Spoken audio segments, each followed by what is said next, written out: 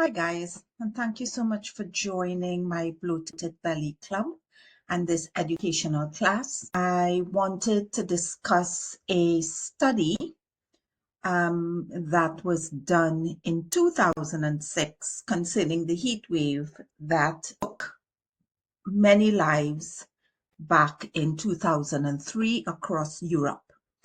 Now, recently I had a conversation with a friend, and we were talking about heat wave and the consequences of it. And she did mention in our discussion that during that period in 2003. Now, 72,000 lives it's a ginormous figure. It sounds almost unbelievable. So what I wanted to do was go and check the figures out myself. I question everything. In hot weather here in the United Kingdom, it's been going on for a while. Now, if you know anything about British weather, it can be quite menopausal, and sometimes summer could be very hit and miss. So this year we are actually having a summer. We've been having temperatures excuse me, in excess of 25 degrees, close to 30, 31 in some parts, and it's going to be very warm throughout the weekend. Now, if you're from the Caribbean like myself, this is the type of weather that I enjoy. We don't get much of this type of weather here in the UK because oftentimes 9 months out of the year, it's cold. You're either in a jumper, you're either freezing in winter, and I don't think I have to convince you that summertime, a real summer without a lot of rain and so forth, is actually pleasing to many of the citizens of the country. However, we do know that people struggle, and we're going to talk about some people may succumb to the heat and why many people may struggle. Now, back in, as I said, in 2003, the French mortality, this study was done on the French mortality figures.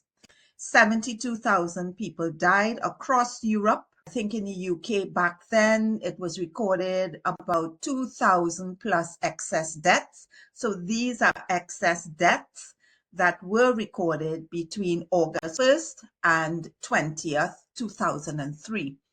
And again, these are France's figures. This was a study that was done by them. A few things were noticed during the study. Most of the people who died were vulnerable. The ages of death started at 35, and mortality increased as the age groups became, as they got older. So 35 to 40, mortality began to climb from age 35 up. 45 to 64, 64, noticeably higher heat-related deaths increased. It was the demographic increased even more in the over 65s.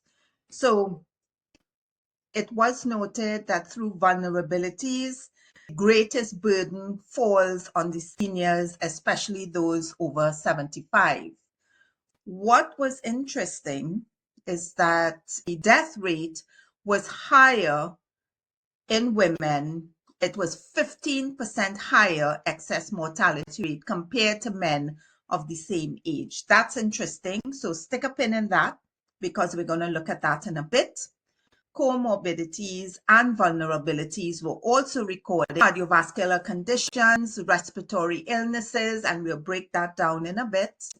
Also nervous system conditions and ill-defined causes. So there were other stress factors involved. So those with pre-existing chronic illnesses, especially heart and lung diseases, were at significantly higher risk. Now, if you live, one thing I have noticed, the heat here in the United Kingdom is very different to what it is in the Caribbean. At least in the Caribbean, when it's very hot, you may get some breeze or or there may be a wind factor, so that tends to cool things down a bit. Also, our houses are fitted with air conditioned units. Many people have fans, so these are the things that we take that makes it very different. Here in the UK, houses are built to trap heat, so that makes it even worse when you have very high temperatures. So the living situation and social factors were also considered. Higher excess mortality rate among single, divorced, and widowed individuals compared to married couples. Deaths were more frequent outside hospitals, particularly in homes and in care homes, highlighting how isolation and lack of care motivated oversight worsened. Now, a few things started to emerge as I looked at this study. News headlines. It says that 72,000 people died in the heat wave in Europe in 2003. Now, when you hear that, that is a frightening thing.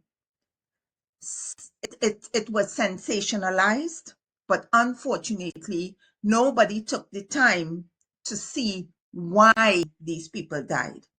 And this is the thing that I'm interested in as a health coach, and also with my certification in public health nutrition, I'm interested in why. Why did they die? Was it purely because of the heat? Did these 72,000 people all get heat strokes and die? Or were there other factors? So areas with more intense and prolonged days saw greater spikes in death. So you had certain areas of France, they saw more deaths. Crucially, there was no harvesting effect observed, which means that deaths were not because these people were going to die soon anyway. So there were other extenuating circumstances. So if we look at the chronic diseases, the people who were affected with these chronic diseases, one was cardiovascular disease. So why were they vulnerable? Heat stress increases your heart rate, and I can attest to that today. Today was warm, even though I work from home today. The room that I work in, it's cooler than the rest of the house. At one point in time, I felt my heart rate increasing. Dilates blood vessels to shed heat. This strains the cardiovascular system, especially in people with hypertension, congestive heart failure, ischemic heart disease. So a sharp increase in deaths due to heart attacks and cardiac arrest were observed during that time, especially in older adults with underlying cardiovascular disease. So here's a coaching tip for you. Those with heart conditions should avoid diuretics during extreme heat unless medically supervised, because these things can worsen dehydration and worsen your condition and make you even more vulnerable. So if you are on diuretics, please speak to your medical practitioner, because you can speak to your pharmacist here in the UK, because this can increase your susceptibility to dehydration. Because we all know diuretics are designed to help the body to release water. So you're drinking water, you're trying to hydrate yourself, and you're basically peeing it out. Respiratory disorders. So again, why are you vulnerable? Heat and air pollution, particularly ozone and fine particulates, spike simultaneously, inflaming airways and reducing oxygen intake. Also, when it's very hot like this, the pollen levels tend to go up here in the UK. So who are these people that are affected? You have asthma, COPD, chronic bronchitis, and the impact, these clients are often found breathless, disoriented, or disorientated, and unable to cope without oxygen support. So you are more inclined to have an asthma attack. Breathing becomes more difficult. Your chest can feel very tight. And again, If you're an older person, this puts you in grave danger. This puts you at risk. So monitor, this is your coaching tip, monitor indoor air quality and avoid going out during peak heat or pollution hours, because this can actually help. So the other thing that you need to do is make sure that your home, you have a fan at home, you're hydrating yourself properly. The advice that they're giving the elderly here in the UK is to keep your windows closed and draw your curtains in, because that might help. But these houses, unless they have a fan or some type of cooling implement in their homes, you're just basically creating a sweatbox for yourself. So please, if you are drawing in the curtains, and okay, fine, you're stopping the sun directly coming into your house, depending on where you live, please make sure that you have a fan. You can get fans off of Amazon. Get a fan that oscillates in your home. If you can have more than one in different rooms, you're actually helping yourself. Neurological disorders. So why are you vulnerable? Heat impairs brain function, and that's very true. And people with neurological conditions often have impaired thermoregulation. In other words, you don't know when your body is overheating. Taking medications can interfere with sweating and thirst perception, as in antipsychotics and sedatives. You may not feel thirsty, so you may not feel the need to drink water. The other thing too is women, as ladies over 40, you need to bear in mind that we may not sweat as easily as we used to when we were in our teens, 20s, and 30s. Please bear this in mind. So cognitive the conditions flagged were dementia, Alzheimer's, Parkinson's disease, and epilepsy, especially for the elderly with dementia and Alzheimer's.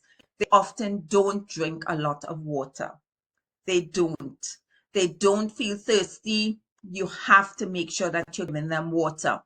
So if you have a caregiver that comes into your home and you have an elderly person that you are looking after, please create a plan, create heat safety alerts for caregivers of clients with dementia and neurological decline.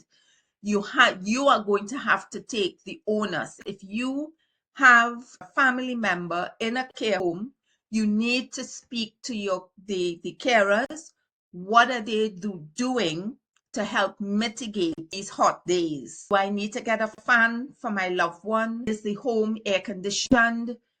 Do they have enough fluids? They have to make sure that they have enough fluids that are being pumped into these endocrine and metabolic disorders, particularly diabetes, anyone with impaired kidney function and increased dehydration risk. Autonomic neuropathy may blunt thirst. So you may, again, it comes down to the thirst factor. Neuropathy you may not feel very thirsty. Some meds, including metformin, increase dehydration or hypoglycemia risk, meaning that your blood sugars can drop really low and make it dangerous for you in the heat. So your coaching tip is blood sugar regulation should be closely monitored in hot weather, and hydration should be increased alongside electrolytes. So why did so many people die in the care homes? In 2003, the heat wave brutally exposed systemic issues in elderly care homes across France. Over 14,800 excess deaths were recorded, and a disproportionate number occurred in retirement homes. What does that remind you of? What else do you know that the deaths were disproportionately taking place in care homes? I'll leave you to think about that for a minute. As I said at the beginning of this, I question everything.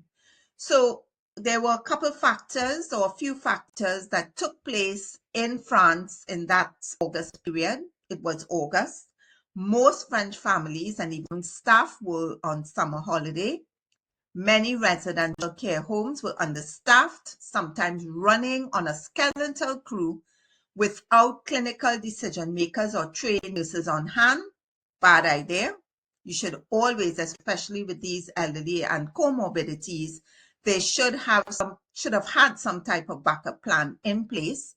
Night shifts were particularly vulnerable. Many residents died overnight without anyone noticing until morning. Again, here in the UK, I have noticed it is in the early hours of the morning that the temperature, it starts to get very, very warm. It's very weird. Back in the Caribbean, where I come from, Trinidad and Tobago, you would find the early hours of the morning a lot cooler than we would late evening. There was no national heat wave protocol. Do they have a heat wave protocol now? Any of the countries in Europe have a heat wave protocol. Just today, I was seeing on the news that there was a lady who was asking the government to put together a heat wave protocol, especially for elderly. At the time, there was no early warning system or national action plan. Nothing existed. Care facilities didn't have checklists for heat stress, hydration plans, or room cooling strategies. What is the plan for cooling your room? They keep talking about climate change. They keep saying that the temperatures are getting warmer, the place is getting hotter. How are we mitigating? If nature is doing its stuff and getting what it needs to get done, why aren't we doing the same thing? This does not absolve us. It's not about stopping what's coming. It's how do we adjust according to what's coming? Yeah. If the modeling is correct, because as I learned in my conversation with my friend yesterday, a lot of what we hear concerning climate change is based on modeling. I wonder what else comes to mind when you hear the word modeling. Poor infrastructure. Many homes lacked air condition, fans or shaded outdoor areas, cross ventilations. Rooms became heat traps. This is what I'm talking about. When you have houses that are designed to trap heat, then it becomes a heat trap. Yeah. Some elderly residents, tongue-tied there. Some elderly residents endured indoor temperatures of 40 to 44 degrees Celsius. Now that is hot. I mean, they're literally baking in those temperatures. Resident vulnerability, the average care home resident was over 80 years old. I mean, how many years? This was 2003. How much have we learned?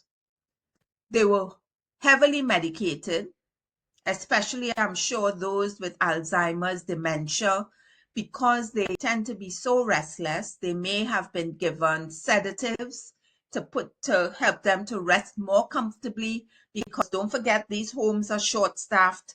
So they want their residents to stay in their beds because they may not have enough staff to manage any disruptions. Living with multiple chronic conditions and cognitively impaired. Many could not verbalize symptoms like thirst, dizziness, or overheating. Some refuse water due to fear of incontinence, especially in under-assisted environments.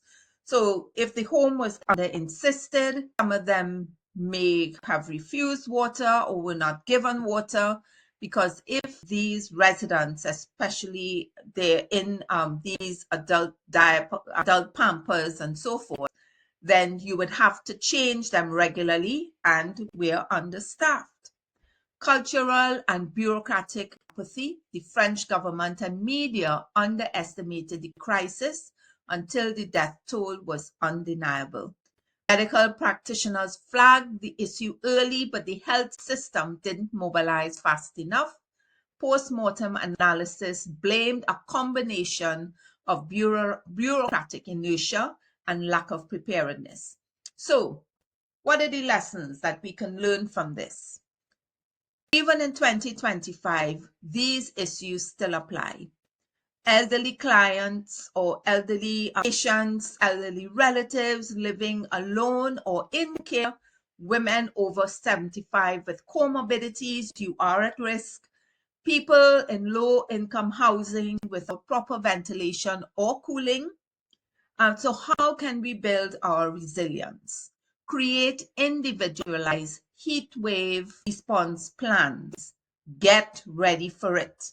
We are being told daily, they're doing their best to indoctrinate this into us, that we are going to have hotter days. If you are one of those who either look at BBC or Sky, the map of the UK is forever looking like if it's on fire. So we should be individualizing our heat wave response, the hot weather. What's our response? Do you have a plan? Do you get prepared for it? Do you get fans? Do you make sure that you have cool water in the house that can, help you to stay cool and hydrated? Providing client education sheets for caregivers. You can give caregivers, have the conversation with the care homes.